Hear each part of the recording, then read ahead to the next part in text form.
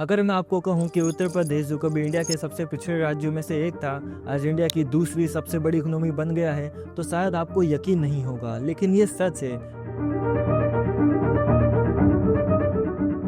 1980s में UP की हालत इतनी खराब थी कि इसे बीमारू राज्य कहा जाता था, जिसका मतलब बीमार होता है, क्योंकि यूपी की इमेज गुंडा राज की, टूटी फूटी सड़कों की, बिजली की कमी की थी और ये स्टेट पूरी इंडिया की ग्रोथ को पीछे खींच रहा था। यहाँ कोई बिजनेस में इन्वेस्ट नहीं करना चाहता था और लोग यहाँ से भागकर महाराष्ट्र, गुजरात और पंजाब जाते थे काम ढूंढने। लेकिन आज यूपी में 6 लेन गंगा एक्सप्रेसवे बन रहा है, जो पूरे स्टेट को ईस्ट से वेस्ट कनेक्ट कर रहा है। जवार में एशिया का सबसे बड़ा एयरपोर्ट कंस्ट्रक्शन फेज में है। अयोध्या राम मंदिर में सिर्फ 6 महीनों में 23 करोड़ टूरिस्ट आ चुके हैं। और सबसे बड़ी बात, यूपी ने तमिलनाडु और कर्नाटका जैसे डेवलप इंडस्ट्रियल स्टेट को पीछे छोड़कर इंडिया की सेकंड लार्जेस्ट इकोनॉमी का टैग हासिल कर लिया है। तो सवाल ये है, क्या ये सब सच है या सिर्फ गवर्नमेंट का पीआर स्टंट, या सच में ग्राउंड लेवल पे कुछ बदला है? आज हम डिटेल में समझेंगे योगी मॉडल ऑफ इकोनॉमी को और देखेंगे कि यूपी का ये ट्रांसफॉर्मेशन रियल है या फेक। अगर योगी मॉडल को एक शब्द में समझे तो वह है इंफ्रास्ट्रक्चर। देखो, यूपी एक लैंडलॉक स्टेट है, इसके पास कोई सी पोर्ट नहीं है, इसलिए यहाँ रोड सी सब कुछ है और यही रीजन है कि यूपी ने खुद को एक्सप्रेसवे कैपिटल ऑफ इंडिया बना दिया है।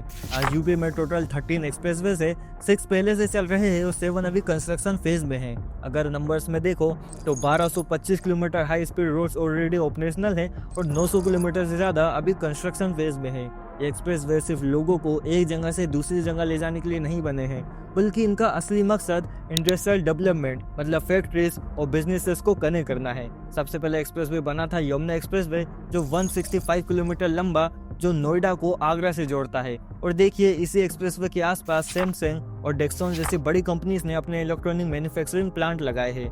फिर है बुंदेलखंड एक्सप्रेसवे, 296 किलोमीटर लंबा, जो बुंदेलखंड रीजन को जोड़ता है।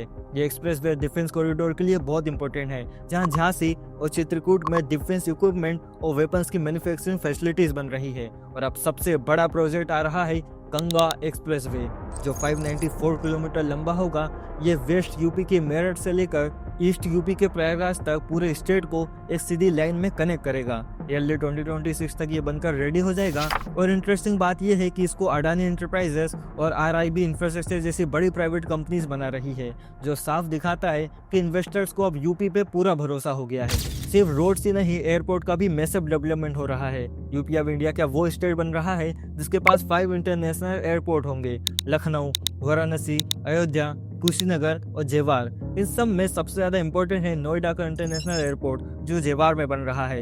एयरपोर्ट अर्ली 2026 में कमर्शियल फ्लाइट शुरू कर देगा। पहले फेज में ये हर साल 1.2 करोड़ पैसेंजर्स को हैंडल करेगा, लेकिन लॉन्ग टर्म प्लान बहुत बड़ा है। 2050 तक ये 12 करोड़ पैसेंजर्स को हैंडल करेगा, जिसे एशिया का सबसे बड़ा एयरपोर्ट में से एक बना देगा। अभी तक रनवे और एयर साइड एरिया 90% कंप्लीट हो चुका है। फ्लाइट टेस्ट भी सक्सेसफुली कंप्लीट हो गए हैं। लेकिन ये सिर्फ एक नॉर्मल एयरपोर्ट नहीं होगा, इसके आसपास बड़ी लॉजिस्टिक फैसिलिटीज और एयरक्राफ्ट मेंटेनेंस सेंटर डेवलप होंगे। ये airport Yamuna expressway directly connected होगा, जो इलेक्ट्रॉनिक एक्सपोर्ट के लिए बहुत जरूरी है। और सिर्फ यही नहीं, वाराणसी में गंगा नदी पर एक बड़ा टर्मिनल बना है। ये टर्मिनल बंगाल के पोर्ट्स जैसे हल्दिया और कोलकाता से कनेक्ट करता है। भारी सामान जैसे कोल, सीमेंट और फर्टिलाइजर को गंगा नदी के थ्रू ट्रांसपोर्ट करना रोड से काफी सस्ता पड़ता है। ये यूपी को ग्लोबल ट्रेड नेटवर्क में जोड़ता है, चाहे वो बिना समुद्र वाला स्टेट ही क्यों ना हो। तो सिंपल टर्म में समझे तो better roads, better airports, better waterways का मतलब है फास्टर ट्रांसपोर्ट, और फास्टर ट्रांसपोर्ट का मतलब है ज्यादा फैक्ट्रीज और ज्यादा इन्वेस्टमेंट। अब देखो, इंफ्रास्ट्रक्चर तो हार्डवेयर है, लेकिन पॉलिसी सॉफ्टवेयर है। और यूपी की सरकार डेकेड से करप्शन और डिलेस के लिए काफी फेमस थी, मतलब बुरी चीजों में फेमस थी। लेकिन अब पासा पलट गया है। बिजनेस रिफॉर्म्स में यूपी को टॉप अचीवर का स्टेटस मिला है। इसका मेन कारण है निवेश मित्र पोर्टल, जो सिंगल विंडो सिस्टम है। पहले क्या होता था कि अगर आपको कोई फैक्ट्री लगानी होती थी तो आपको 20 अलग अलग डिपार्टमेंट से परमिशन लेनी पड़ती थी। एनवायरमेंट के लिए, लेबर के लिए, बिजली के लिए, फायर सेफ्टी के लिए। हर डिपार्टमेंट में करप्शन था और हर जगह डिलेस होते थे। लेकिन अब निवेश मित्र पोर्टल पर सब कुछ एक ही जगह ऑनलाइन अवेलेबल है। इससे करप्शन में काफी कमी हुई है और टाइम की भी बहुत बचत हुई है। फरवरी 2023 में यूपी में एक बड़ा ग्लोबल इन्वेस्टर समिट हुआ। इसमें इन्वेस्टमेंट प्रपोजल आया 33.5 लाख करोड़ रुपीस, जो बाद में बढ़कर 40 लाख करोड़ तक पहुंच गया।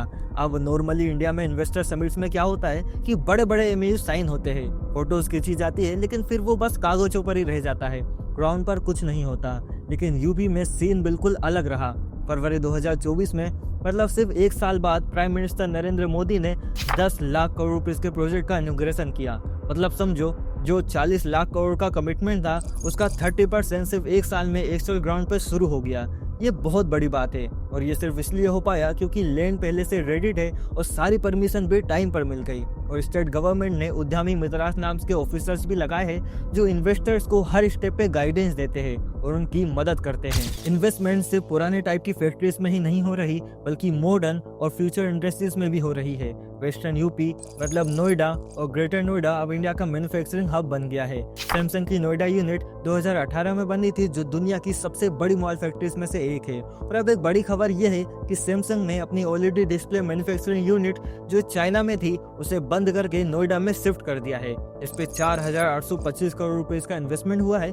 ये बहुत बड़ी बात है क्योंकि ग्लोबल कंपनीज अब यूपी को चाइना के अल्टरनेटिव के रूप में देख रही है। डेक्सॉन टेक्नोलॉजी नाम की एक इंडियन कंपनी है जो इलेक्ट्रॉनिक मैन्युफैक्चरिंग करती है। ये जवाहर एयरपोर्ट के पास एक बहुत बड़ी फैक्ट्री बना रही है जहां स्मार्टफोन्स और आईटी हार्डवेयर बनेंगे। इसकी बनाने के लिए $600 मिलियन यानी लगभग 5,000 करोड़ रुपए का इन्वेस्टमेंट प्लान है, जिससे ये फैक्ट्री हर साल 2.5 करोड़ मोबाइल फोन्स बना सकेगी। यूपी ने डाटा सेंटर पॉलिसी भी शुरू की है। डाटा सेंटर का मतलब वो जगह जहाँ इंटरनेट का सारा डाटा स्टोर होता है, जैसे आपकी फोटोज, वीडियोस, बैंकिंग इंफॉर्मेशन, सब कुछ। ग्रेटर नोएडा में नॉर्थ इंडिया का सबसे बड़ा डाटा सेंटर बन रहा है, जो यूपी को दिल्ली एनसीआर का डिजिटल हब बना देगा, मतलब जहां सारा डिजिटल डाटा स्टोर और मैनेज होगा।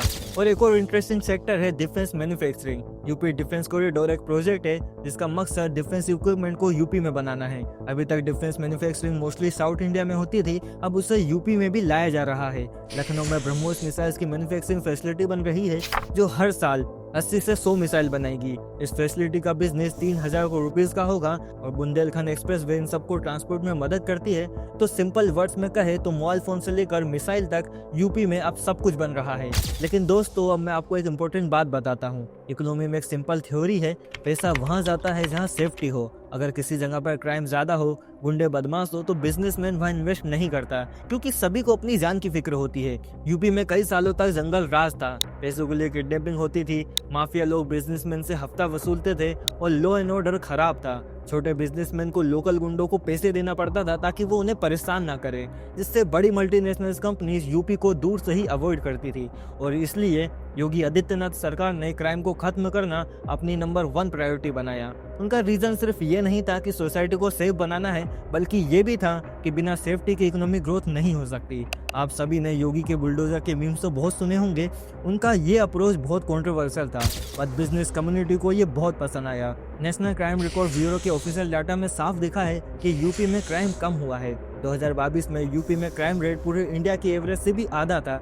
और एक और इंटरेस्टिंग बात यह है कि केरला जैसे डेवलप स्टेट में क्राइम रेट बहुत हाई था।